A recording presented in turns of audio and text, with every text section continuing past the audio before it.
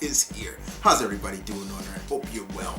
So guys, with the success of a certain blue hedgehog, he's the second blue bomber, because the original blue bomber will always be the homie Rockman, aka Mega Man. Sonic the Hedgehog has been killing it at the box office, and I'm glad. I'm happy. I'm happy for it, because what have I always said, guys? The video game movies and Hollywood just don't seem to get along. And we're starting to see maybe kind of a melding somewhat. It's not fully, but it's getting there. Like every so often, it gets closer to the point where they're really conjoined. Sonic did that. And after that, I started seeing all over social media, from Facebook to Twitter to even Instagram, people saying Sonic worked, Sega needs to bring more of their characters, more of their characters to big screen TV, big screen, small screen, whatever. Here in the opinion spot, I do stuff like this. Favorite list, top list, topics, and once again, it is time, because I'm giving you a list.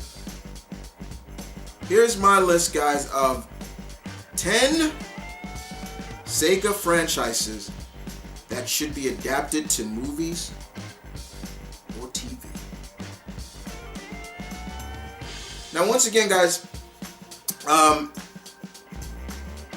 it was always talks that Sega was interested in bringing some of their franchises to streaming, especially to Netflix for sure.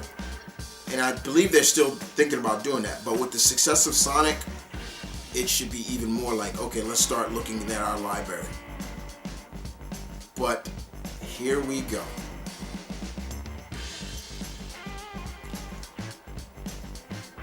Number 10 on the list is a tie, actually. It's a tie, but I feel that it could work as a TV series, not just more of a TV series rather than a movie. And that series is none other than, they're two because it's tied. Golden Axe and Alter Beast. You guys remember those classic games? If you don't, I'm a smack one. If you don't know, get out. Stop watching this. Get out. No, I'm just messing with you.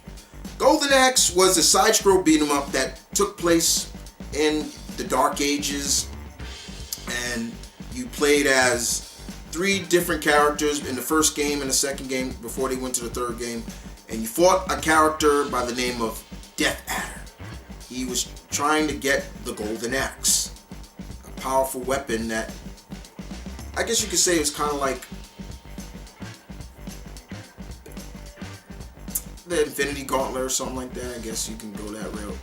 But you could play as an Amazon, Terra Flare, there was an elf, and there was a Conan-like character as well. And it was a side-scroll beat-em-up. And with shows like The Witcher being successful, Game of Thrones, and all these shows, Golden Axe would work better, in my opinion, as a TV series, because of you can get more in depth into the characters. As for the other game that's tied for number 10, Alter Beast was a side-scroll game that you played as a dead warrior brought back to life by Zeus, and I believe it was Zeus, and took place in Greece. And every so often you get these power-ups, and the character will go be this scrawny little guy, and every time these little circles come and poop and power up, and another one poop, power up, and he becomes really jacked up. And then last time, he would become this humanoid animal that had powers. It was a wolf, a bear, a dragon, a tiger, period. And you fought this evil, like, sorcerer, I guess, I can't remember, and he was like, welcome to your doom, and he would turn into a different monster, and there you go. Before it was a mission to save your love or something like that. But it was a fun game. Sorry. It was a fun game. But that's another series that I feel would work better as a TV series, a streaming series or a TV series than a movie. A movie too. Alter Beast could be a movie as well, because it's straightforward. I get that. Number 9 on the list is another one that's pretty much tied. 2 series from the Sega library, and that is none other than Phantasy Star and The Shining Force. 2 classic RPG games that I loved back in the day. And once again, the likes of The Witcher and Game of Thrones and all these other fantasy type series, this would work better as a series than a movie. Just saying. Next on the list, number 8 would be none other than Knights. The classic game from Sega's Saturn. Sega Saturn. It was a very interesting game, which took place in the dream world. You were either a boy or a girl, then you dream and you become this character called Knights, and he looked like a jester and he flew around and things like this. And it was fun. The music was beautiful, and this is another one I can see either going both ways, but it would work. It'd be very interesting. Very interesting indeed if they did that. How about that? Nice. Number 7 on the list. This works as well as a series, as well as, and could go somewhat a movie too. Kid Chameleon. I'm taking it back for you guys. Kid Chameleon was a fun game. This game, at a time where there was no save points, no saving of games, this game had over 100 levels. Kid Chameleon was a character. He looked badass. It was typical 90s. He had leather jacket, white tee, denim jeans, white sneaks, sunglasses. And what he could do was he could turn into different characters, hence the name Kid Chameleon. He could turn into this samurai character, this biker-like character, this somewhat Flash-like character, another character that could use gravity to his advantage and things like that. And it was based around this arcade where this group was really kidnapping kids into using this arcade as a front. It was really interesting. But it had over like 100 levels, and I never beaten that game ever. If you beat that game, respects. But yeah, Kid Chameleon I could see also working better as a TV series than a movie. But yeah, it could work. It could work. Number 6 on the list, Panzer Dragoon. Woo! I'm a huge fan of this franchise, and the first time it came out was for the Sega Saturn. It came out for, I know the second one, Zoe came out, I think, for the Xbox. And I think they're working on a new one too. But Panzer Dragoon, you played as this character. It kind of felt like Doom, but with dragons. And the character rode these dragons, like these flying dragons and things like that. Once again, with movies like Dragonheart. Can you believe the Dragonheart series is still going strong? Yeah, there's a new Dragonheart movie coming out. Dragonheart, Game of Thrones, there's a new Dune movie coming out. This could work. This could work. Just saying. It can work. This definitely could work, definitely at both as well. So definitely feel like that. Next on the list, Gunstar Heroes. Gunstar Heroes. Oh my god, I love this series. This game was so much fun to play. You played as 2 different agents and you went around stopping this organization, and the main villain, and he had lieutenants that you went around stopping. The game first came out on Genesis, and they've adapted it to the new generation games, like I know the Xbox, Microsoft Store has it. You can buy it there. I think the PlayStation Store has it as well. You can get to know what this game is. They had like these different guns. It was a gun they used, and the different firepower could change no matter what. It was just a fun running game. It was a game you ran around a lot. It was so much fun. And this is a series that I could see them adapting easily to, I guess you could say, to movies as well, because it's straightforward. There's not much that you need to really tell, but if you want to explore more of the characters, maybe their relationships or their character, and TV series would do it. Next up, number 4 on the list for me is Shinobi. Let's be honest. There are not enough ninja-based series, movie, or TV. We need more of that. I'm a ninja nut. Samurai, ninja, I'm a nut for it. I get off on them. I don't mean it that way, but I do get off on seeing a good samurai, a good ninja movie. What was the last great ninja movie that Hollywood did that I can think of? Ninja Assassin. How great was that? It gave us the myth of the ninja and also what truly the ninja is, and blended it well. I loved how that movie gave the respect and honor as well. Like, there were people in there, like, they were scared of even calling by them names because it was like they were always watching. But with Shinobi, Joe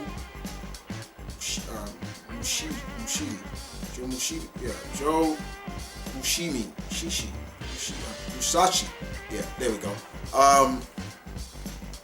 Here's a ninja that's going around, whether it's Shadow Dancer, fighting demons and bad guys and things like that. Where could this go? This could go either way as well. Just saying. But yeah, whether you call it Shadow Dancer and then later on go into just calling it Shinobi, but I loved every last one. Of my favorite out of the Shinobi franchise is probably the first one, Shadow Dancer Shinobi, which was great because he had his dog, which I love, and probably the third game. I love that one, especially that horse, the horse level where you're on the horse and you're fighting the characters on the horse.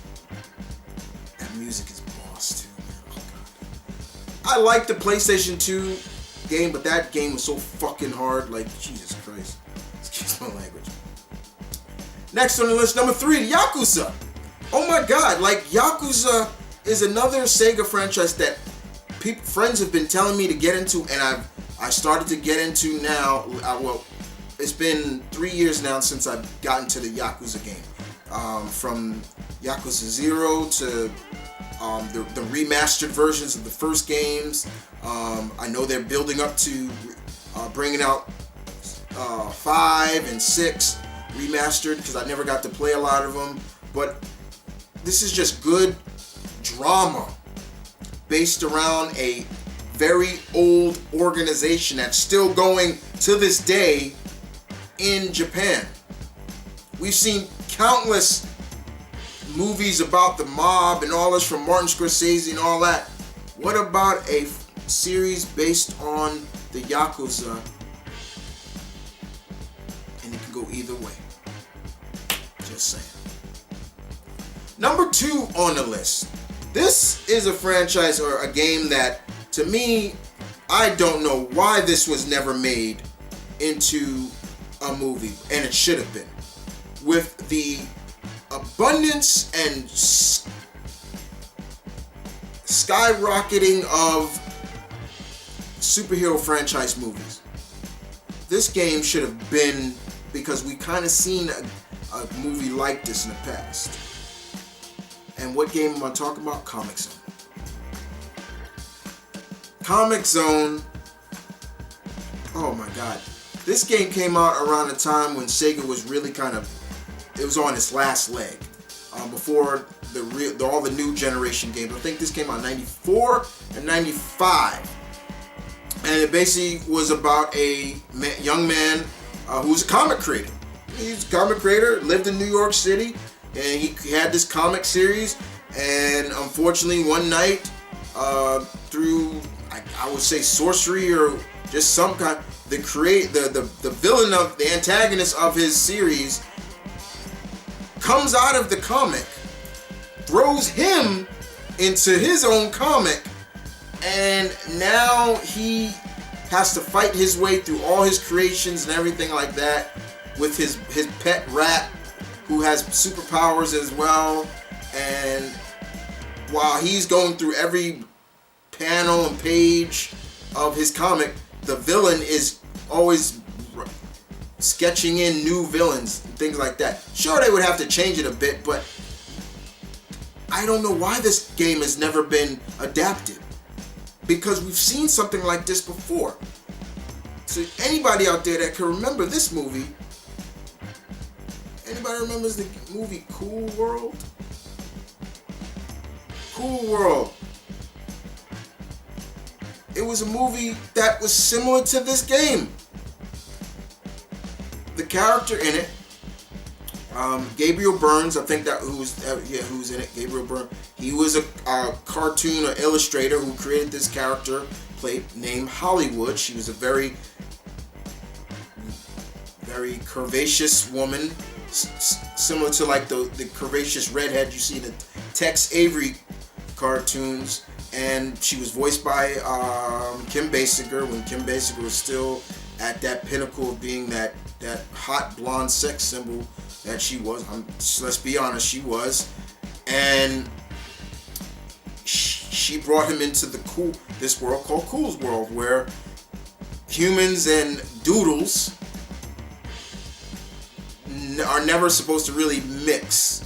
I'm talking about, when I mean mix, I mean have sexual intercourse with. They called them noids. They called humans noids and everything like that. It was kind of similar to this, but it was kind of on R-rated side. But I've never understood why this was never made. Comic Zone could work as a TV series or a movie. It would work. I say more of a TV series because you could explore more of the different realms of the character Tanner's series, and explore the different worlds and everything that he's created. It's like taking Stan Lee and throwing him into the Marvel Universe and be like, now you gotta be all over the different areas in the Marvel Universe, whether it's Manhattan, Latveria, Madripoor, all these different places, Wakanda, blah blah blah. But it was a good series. And other than that, he not only was he a cool character, but he could fight too. He wasn't just like, I don't know how to fight, but no, he could fight. But it was a fun game. It was hard too, but I know I beat it. But did you guys beat it? Just saying. Last but not least on the list is Streets of Rage. Streets of Rage, or Bare Knuckle in Japan, that's what it's called. Streets of Rage, I've always felt could work as a TV series. Especially on something like Netflix or so. A movie, yeah, but I'd rather do a series where you can explore the characters of Axel and Blaze and Adam and Max and Skate, Dr. Zane, Mr. X, the Syndicate, all those characters, Shiva, all those characters. In a series, it would work better instead of just throwing a action-based movie together of these 3 ex-cops trying to take down this head of this syndicate, this strong syndicate in Mr. X. I'm just saying, it would work better as a TV series instead of a movie. But yeah, man, I would take a Streets of Rage series instead of a movie. Well, guys, I hope you guys enjoyed the video. That is the list I have. There are so many different characters and different franchises from Sega that could work. But once again, I did this out of the respect and out of the success of Sonic the Hedgehog that it had me starting to think like maybe it's time. Maybe. Hopefully we see more. And I hope you guys enjoyed the video. Thank you for watching. This is Mount Vernon Kid coming to you from the opinion spot. Where, what is the slogan? Your opinion matters, because I want to hear your opinions. I want to hear your lists.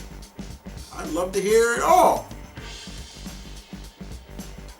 Give it. And I'll catch you guys on the flip flop.